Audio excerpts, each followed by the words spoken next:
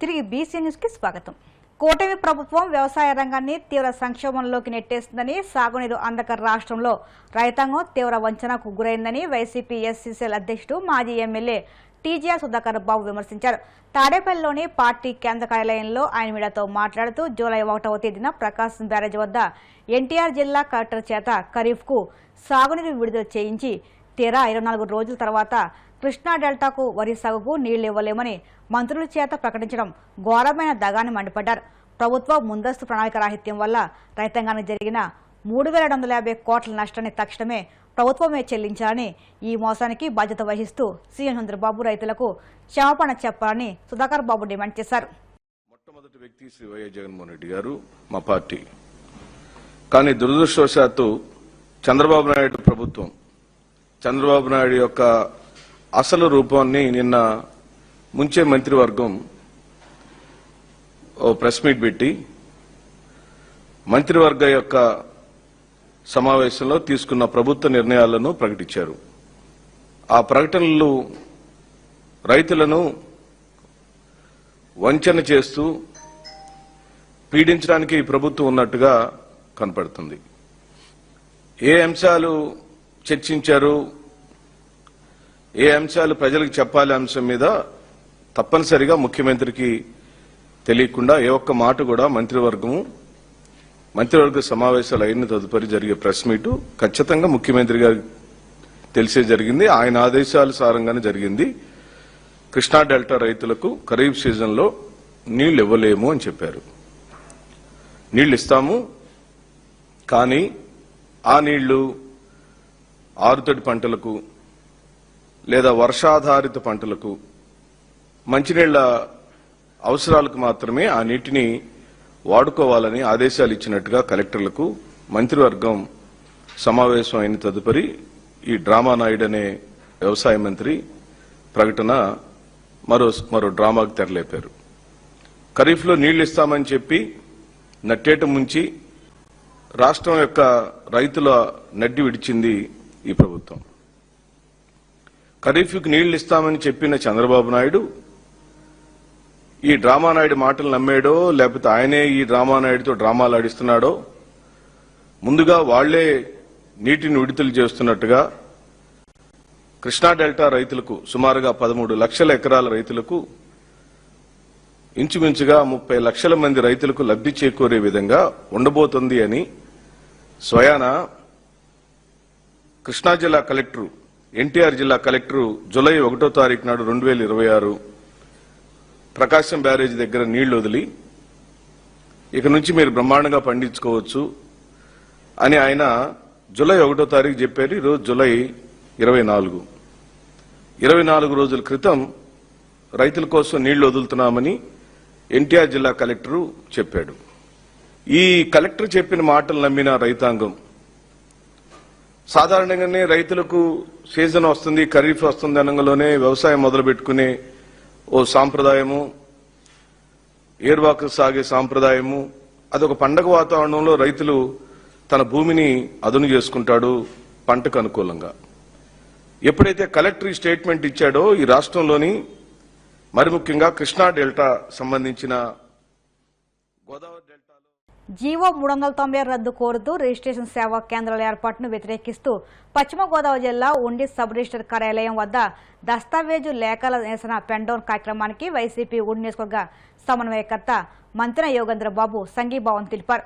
ఈ సందర్భంగా ఆయన మాట్లాడుతూ ప్రభుత్వం జారీ చేసిన 396 జీవోతో దస్తావేజు లేఖర్లు కుటుంబాలు లక్షలాది మంది జీవనోపాధి కోల్పోతున్నారని ఆవేదన వ్యక్తం చేశారు. తక్షణమే ప్రభుత్వం స్పందించి దస్తావేజు లేఖల కుటుంబాలను ఆదుకోవాలని డిమాండ్ చేశారు. ఈ కార్యక్రమంలో పార్టీ ఎస్సీసీ సభ్యులు పాతపాటి వాసు, లేఖర్లు బురుడి రవిబాబు, మునుకోలు సింహాచలం తదితరులు పాల్గొన్నారు. నియోజకవర్గ నూతన సమన్వయకర్తగా బాధ్యతలు తీసుకుని ఈరోజు ఈ ఉండి సబ్ రిజిస్టర్ ఆఫీస్ దగ్గర దస్తావేజు లేఖల మీద ఈ ప్రభుత్వం, కోట ప్రభుత్వం జరుగుతున్న దురాక్రమణను చూసి చెలించి వాళ్ళ సంఘీభావంగా ఈరోజు ఈ దీక్ష పాల్గొనడం జరిగింది. మరి ఏదైతే ఈ దస్తావేజుల యొక్క వ్యవస్థ ఈ రోజుది కాదు, మనకు స్వాతంత్రం రాకముందు నుంచి అలాగే ఇప్పటి వరకు కూడా ఇంచుమించు 150 సంవత్సరాల ఉన్న ఈ వ్యవస్థని ఈ రోజు 396 అని జీవో తీసుకొచ్చి ఈ యొక్క కుటుంబాలను కూడా రోడ్డు మీద పడేసే పరిస్థితి తీసుకొచ్చిందంటే ఈ కుటుంబ ప్రభుత్వం చాలా దారుణం. ఎంచేతంటే సుమారు 5 లక్షల మంది దస్తావేజులతో పాటు వారి కుటుంబాలు అంటే సుమారు 12 లక్షల మంది ఈ రోజు కుటుంబాలన్నీ కూడా రోడ్డు మీద పడేసే పరిస్థితి ఈ ప్రభుత్వం కల్పించింది. ఇది చాలా దారుణం, అమానుషం. ఎందుచేతంటే ఎవరో పీపీపీ అని చెప్పి ఈ యొక్క పొలాల రిజిస్ట్రేషన్లు ఎవరి చేతుల్లో పెట్టి ఆ యొక్క అక్రమాలని ఓపెన్ చేసినట్టు అవుతుంది. ఇలాంటి వ్యవస్థ ఎట్టి పరిస్థితుల్లో మంచిది కాదు ఈ రాష్ట్రానికి. కాబట్టి వీళ్ళందరికీ కూడా మేము మా పార్టీ తరఫున ఈ యొక్క సమస్యలను మా ప్రీతమ నాయకుడు జగన్మోహన్ రెడ్డి గారు మా పార్టీ తరఫున తీసుకువెళ్ళి ఈ సమస్యల్ని మీకు సంఘీభావంగా ఆయన కూడా మేము మంచి నిర్ణయం తీసుకోమని చెప్పి ఆయన దృష్టికి తీసుకెళ్తాం. కాబట్టి మీ అందరికీ కూడా మరి ఎల్లవేళ మా పార్టీ ఎప్పుడు కూడా సంఘీభావంగా మేము ఎన్నంటూ ఉంటుందని చెప్పి తెలియజేసుకుంటున్నాం. 396 జీవోని తీసుకొచ్చి కూటమి ప్రభుత్వం ఈ రోజు రాష్ట్ర వ్యాప్తంగా ఎంతో మంది దాని మీద వాళ్ళు గవర్నమెంట్ రూపాయి వీళ్ళకి ఏమీ జీతం ఇవ్వట్లేదు. ఎవరైతే రిజిస్ట్రేషన్ చేసుకుంటున్నారో వాళ్ళకి ఒక డాక్యుమెంట్ తయారు చేసి ఇచ్చి వీళ్ళు వాళ్ళ దగ్గర వాళ్ళు ఇచ్చిన తొలవ పొలవ తీసుకుంటూ దాని మీద జీవన విధానం కొనసాగిస్తున్నారు. వీళ్ళు ఈ కూటమి ప్రభుత్వం చెప్పేది ఏంటంటే మేము ఏదో ఇండస్ట్రీలు తీసుకొచ్చేసాం, మేము ఏదో కోట్లాది అభివృద్ధి చేసేస్తున్నాం అంటున్నారు తప్ప దాంట్లో ఒక డేటా సెంటర్ వస్తే దాంట్లో 200 మంది కూడా పనిచేయరు. ఎన్నో కోట్లు దానికి చెప్పేది ఏంటంటే లక్షల కోట్లు అని చెప్తారు. ఒక డేటా సెంటర్కి వచ్చి ఒక సెంటర్కి వచ్చి 200 ఎంప్లాయ్మెంట్ కూడా ఉండదు.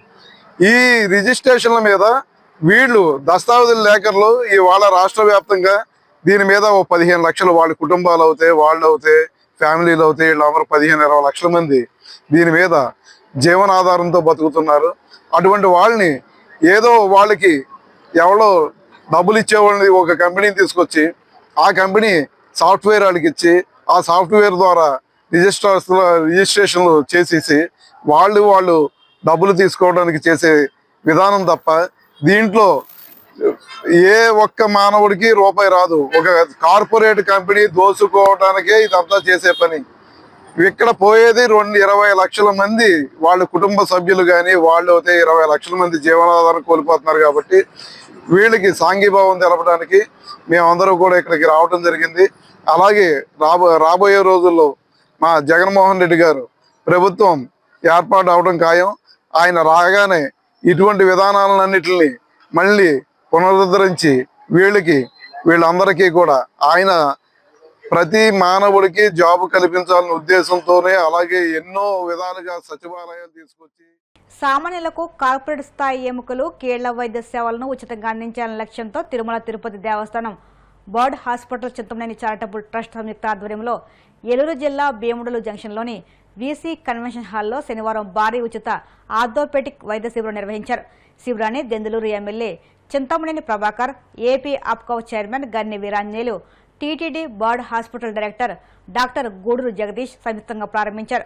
భీముడలు పరిసర ప్రాంతాలతో పాటు ఉమ్మడి జిల్లా నలుమూలల నుంచి పెద్ద సంఖ్యలో బాధితులు తరలివచ్చి వైద్య సేవలు పొందారు. ఎముకలు, కీళ్ల వ్యాధులు, వెన్నుముక సమస్యలు, ప్రమాదాల్లో గాయపడిన వారికి నిపుణులైన వైద్యులు పరీక్షలు నిర్వహించి అవసరమైన వారికి ఉచిత మందులు, వైద్య సూచనలు అందించారు. Tirumala Tirupati Devasthanam bird trust hospital ఆధ్వర్యంలో 1985 సంవత్సరం నుంచి మన రాష్ట్రంలోనే కాకుండా వివిధ ప్రాంతాల్లో ఉచిత క్యాంపులను నిర్వహించడం జరుగుతోంది. అందులో భాగంగా మరలా ఇంకొకసారి ఈ క్యాంపులను పునరుద్ధరించి నిన్న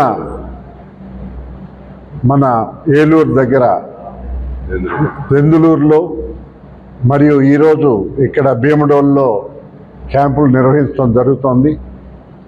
రేపు చింతలపూడి గ్రామంలో కూడా రేపు ఈ ఆర్థోపెడిక్ క్యాంపులు నిర్వహించడం జరుగుతోంది. 1985 సంవత్సరంలో బర్డ్ ట్రస్ట్ హాస్పిటల్ స్వర్గీయ అప్పటి ముఖ్యమంత్రి ఎన్టీ రామారావు గారి ఆధ్వర్యంలో అది ఆయన మానస పుత్రికగా ఆ రోజు దాన్ని ప్రారంభించడం జరిగింది. ఇంతవరకు 9 లక్షల పైచిలుకు ఆర్థోపెడిక్ సమస్యలతో బాధపడే అందరికీ కూడా స్వస్థత చేకూర్చడం కూడా జరిగింది ఈ సంస్థ ద్వారా. తిరుమల తిరుపతి దేవస్థానం ప్రతి సంవత్సరము 80 నుంచి 100 కోట్ల వరకు ఈ సంస్థ ద్వారా వైద్య సేవలు అందరికీ అందిస్తుంది.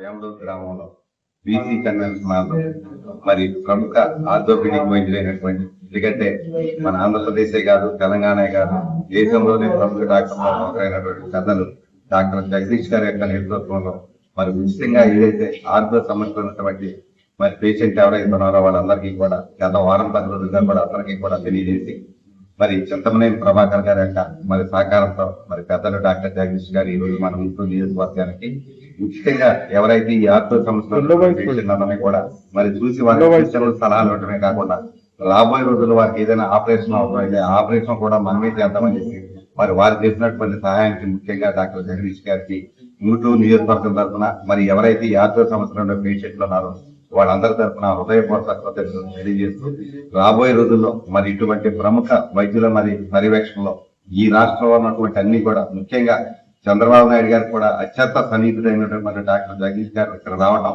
మరి బయట కొంతమంది పేషెంట్ చెప్తా ఉన్నారు. మామూలు సమయాల్లో అయితే అసలు డాక్టర్ జగదీష్ గారు అపాయింట్మెంట్ అసలు అటువంటి ఈయన మన ఊరు రావడం అంటే మామూలు విషయం కాదని చెప్పి మరి ఈ రోజు ఇప్పటికే సుమారు 100 మంది పైగా మరి వారికి ఉన్నటువంటి సమస్యల మీద ప్రస్తావించడం కానీ మరి వారి సూచనలు సలహాలు ఆపరేషన్ అవసరమైతే ఆపరేషన్ కూడా మేమే చేస్తామని చెప్పి డాక్టర్ గారు చెప్పినటువంటి సూచనలు సలహాలు ప్రత్యేకంగా డాక్టర్ జగదీష్ గారికి గుంటూరు నియోజకవర్గంలో హృదయపూర్వక కృతజ్ఞతలు తెలియజేస్తూ ఈ అవకాశాన్ని సద్వినియోగం చేసుకుని ఇంకా ఎవరైనా మధ్యాహ్నం దాకా డాక్టర్ గారు ఇక్కడే ఉంటారు. మరి ఈ మీడియా ద్వారా విన్న శ్రోతలు కూడా ఎవరైనా ఉంటే కూడా ఈ వేమలూరు బీసీ కన్వెన్షన్ ద్వారా. వార్తలు ముగించే ముందు ముఖ్యాంశాలు మరొక్కసారి. విజయవాడ గడ్డపై జనసేన జెండా గర్వంగా ఎగిరేలా కష్టపడాలి. జనసేన పార్టీ విజయవాడ నగర సమీక్షలో మంత్రి కందుల దుర్గేష్.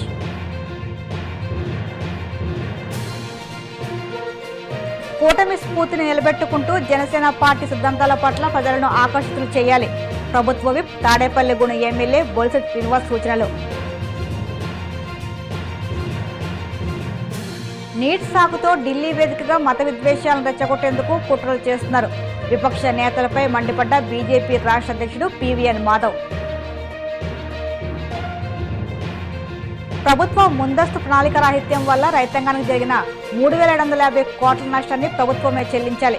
వైసీపీ మాజీ ఎమ్మెల్యే సుధాకర్ బాబు డిమాండ్. ఈ వార్తలు ఇంతకు సమాప్తం. మరిన్ని వార్తల కోసం BCN digital YouTube channel, Facebook పేజీని ఫాలో అవ్వండి. అప్డేట్ వార్తల కోసం ప్లీజ్ సబ్స్క్రైబ్.